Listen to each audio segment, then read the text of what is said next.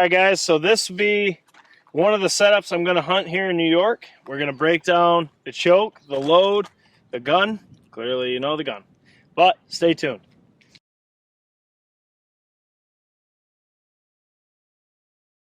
All right, so here we go. We got the Mossberg SA-28.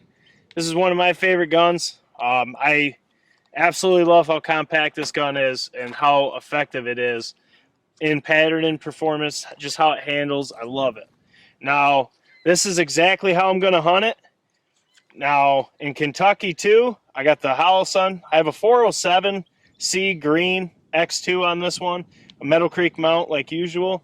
Shot cams on there, and then I have the Code Black Turkey 515 from Pattern Master.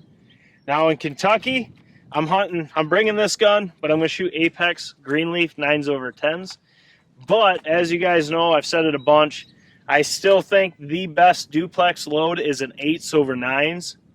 In my pattern testing, at least in 28 gauge, this is the only 8s/9s we have. I actually asked him to load this, and it patterned as good as I was hoping. Now, this is a 28 gauge, 2 3/4 ounce and a half of 8s/9s going 1150 feet per second. Now, for anyone new, the 8s are extremely effective TSS shot size. We've had to use them for 2 years or so. I think we killed 6 birds with 8s from 410s to 20 to 12s. It is bad medicine on them. It just hits them hard. And in this duplex, the 8s are going to hit first and the 9s will fill it in. So you got the best of both worlds. You have a really good duplex, minimal flyers due to shot size. And at an ounce and a half, it's a really good payload in a 28 gauge to still be able to use 8s. So what we're doing for today is we're going to shoot this on paper, then I'll zero to it, and then we'll be set for New York. This is the load. It's going to be really cool. Hopefully I can kill one with this, put it in its beak. It has a really cool shell, but like I said, we got to put it on paper. I'm going to zero to it, and then we'll be set and ready to go. So we'll just get right to it. All right, so we got the Mossberg SA-28. We got the Pattern Master Code Black Turkey 515. We have Kinetic Gunworks, ounce and a half of 8s/9s, which, by the way, congrats to Derek Dixon. I see that he killed one in Tennessee with this load in an SA-28. I can't remember the choke, but it was awesome to see. Awesome to see this load successful field already. So that's really cool to see. So let's get after it. Let's kill a birchwood while we're at it. You're good. Yeah.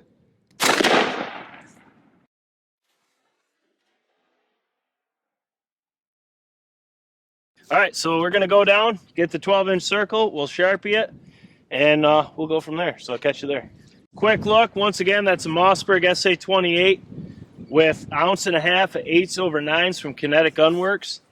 Now, you can see here, I was holding wattles, so this one's a lot closer than the 910 blend.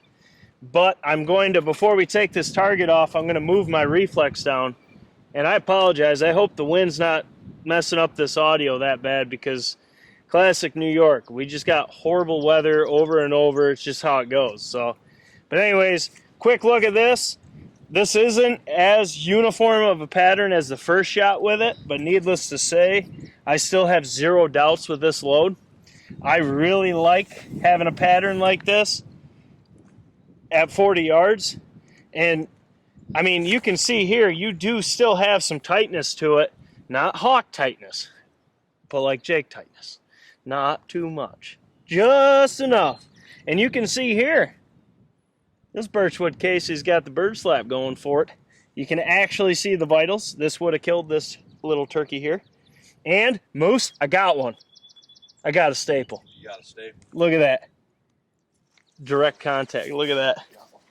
Freaking dented that joker. I didn't hit it pure, but got a hold of it. Staple hit.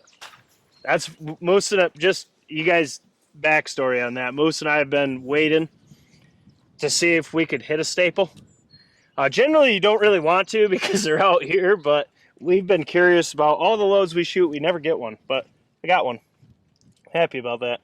But anyways, so I'm going to go up, zero that gun real quick, and I'm going to take and move it to put it right here. because that looks to be perfect. Now, it does look pretty tight here, but I think once we take this target off, you'll see just how good this is spread out on this. It's going to be perfect. So we'll catch you in a minute.